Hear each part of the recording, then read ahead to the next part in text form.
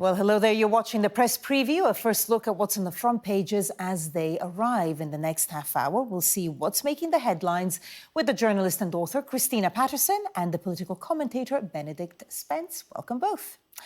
So let's see what is on some of those front pages. Well, The Observer leads with Keir Starmer accusing the Tories of harbouring extremists after Lee Anderson's comments, which claimed London's mayor was under the control of Islamists. The Mirror also leading with reports Lee Anderson is now facing calls to quit after losing the Tory whip. Bodyguards for MPs as extremism threat rises is the headline on the Sunday Telegraph. It reports there has been a boost in security for MPs amid police warnings that the Israel-Hamas conflict is a generational radicalising moment. The Sunday Times also leading with that story. It reports 3 female MPs have been given taxpayer-funded bodyguards due to heightened security risks.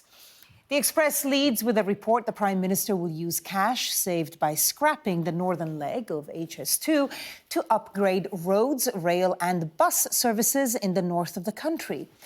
The front of the Mail has a story about the Deputy Labour leader Angela Rayner, with reports that she's being labelled a hypocrite for making a £48,500 profit on her ex-council house, thanks to the right to buy policy that she now wants to reform.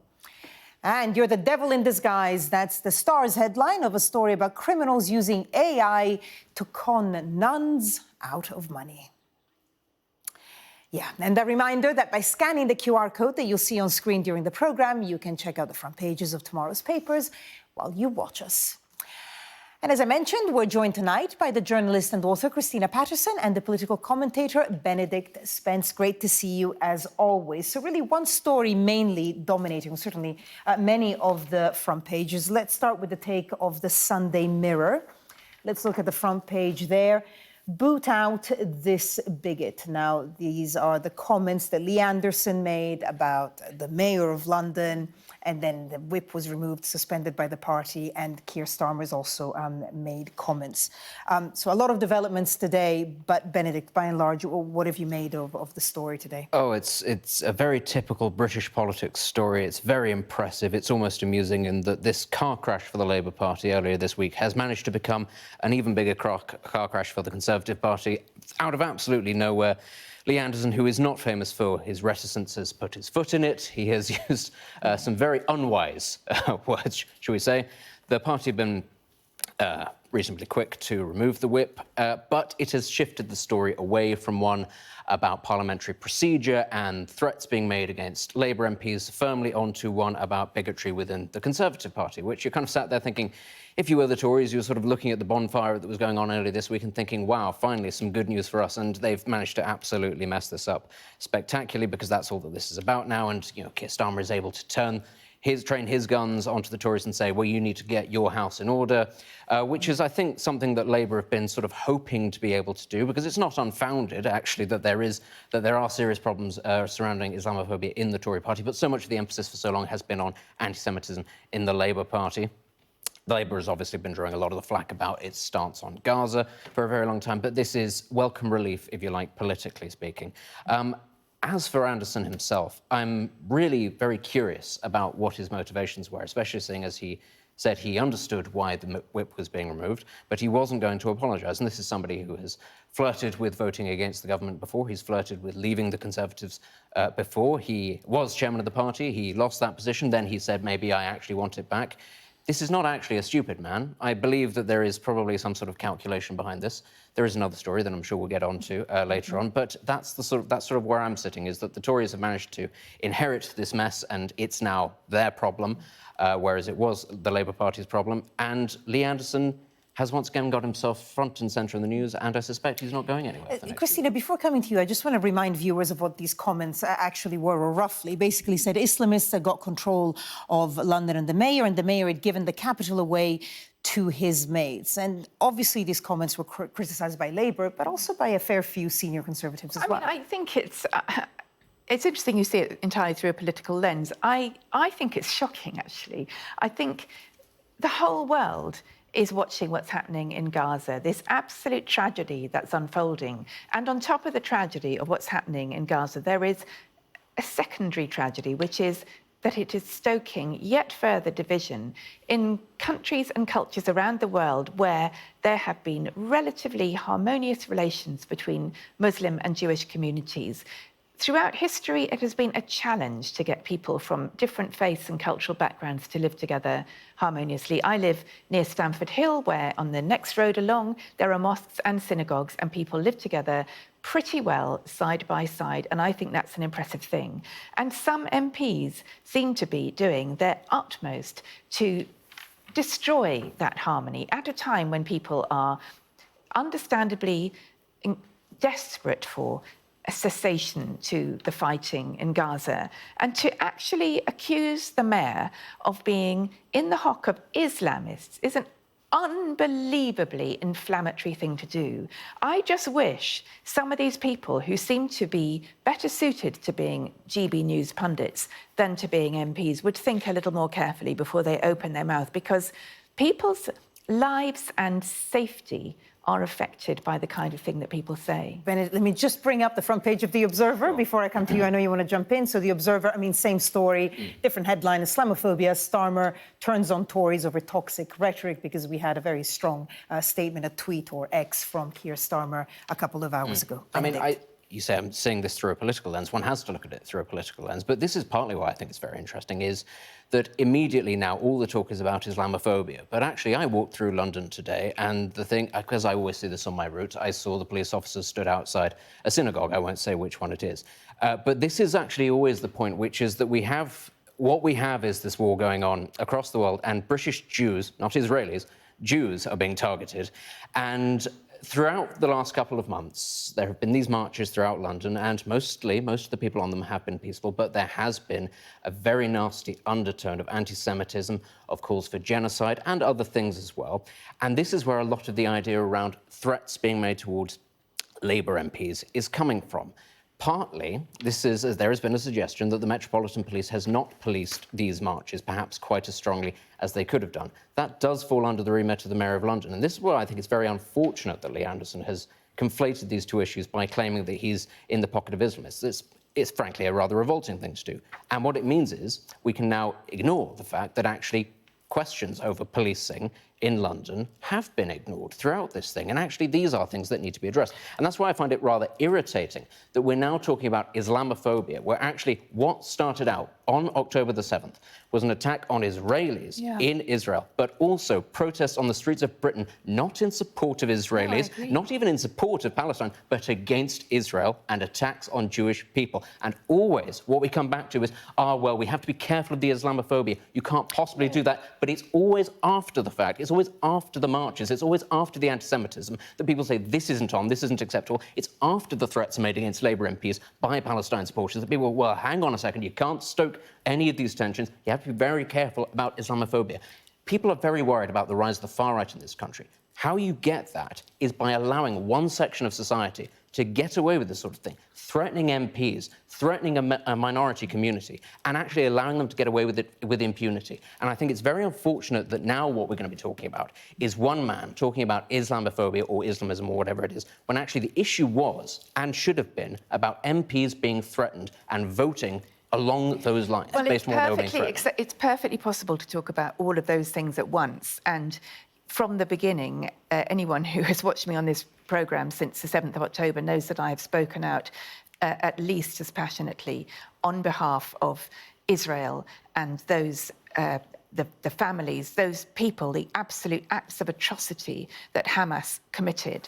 And anyone calling for a ceasefire should be calling for Hamas to hand over the hostages, because there are two parties in this war. One of those parties started this war, and it's within Hamas's power to end this war just as much as it is Benjamin Netanyahu's. And I think it was disgraceful that the Metropolitan Police allowed from the river to the sea to be projected onto the House of Parliament. I think that was absolutely disgraceful, because in my view that is pretty much like projecting Heil Hitler on there. It is a totally anti-Semitic slogan, and it talks about essentially about the obliteration and removal of Israel. So, but I don't agree with you that we will only be talking about Islamophobia now. There are hundreds of stories in the news. We will talk about this for 2 minutes, and then tomorrow there'll be another thing. Let's just bring up a story that you mentioned, Benedict, which was about the MPs needing a special protection. So it's front page, both of the Sunday Times and the Telegraph as well. Let's pull up the front page of the Sunday Times.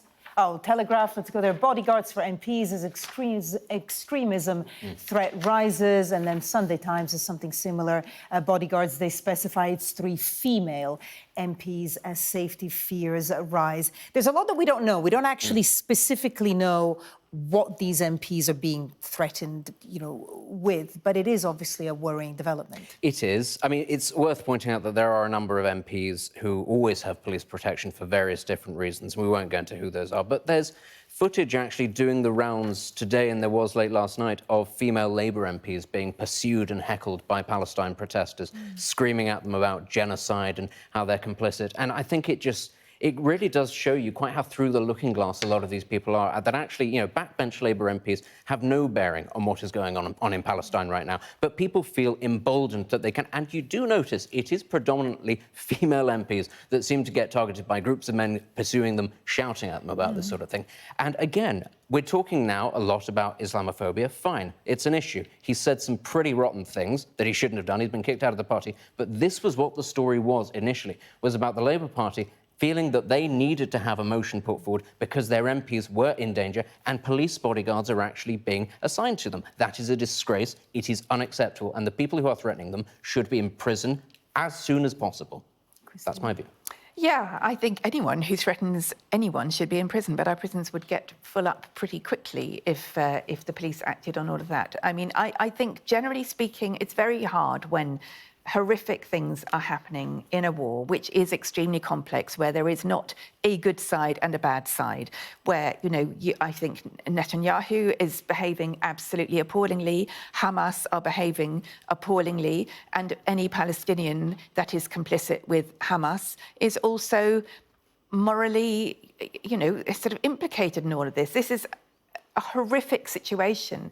And I think that the people marching on the streets tend to see these things in black and white. They tend to see one side or the other. But I think the job of politicians in this explosive situation is to try to calm things down. And that's not what many of them are doing. Christina Bennett, we're going to have to leave it there for now because coming up, claims that Britain is in the middle of a drink spiking epidemic. We'll look at that next.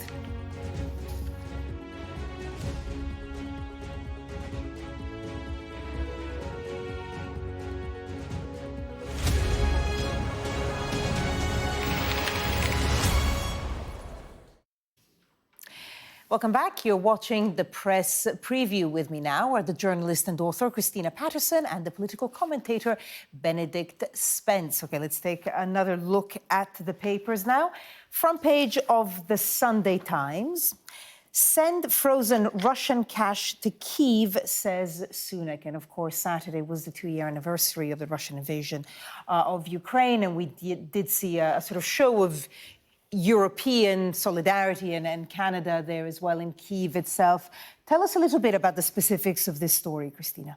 Well, I think, so Rishi Sunak has, the story is that he's backed plans to send Ukraine billions of pounds of interest from frozen Russian assets as a contribution to the war effort. But the much bigger story really is that without much more support, Ukraine is not going to win. And the biggest part of that, of course, is the hold-up in the US and the fact that Republicans, unbelievably, have blocked the funds.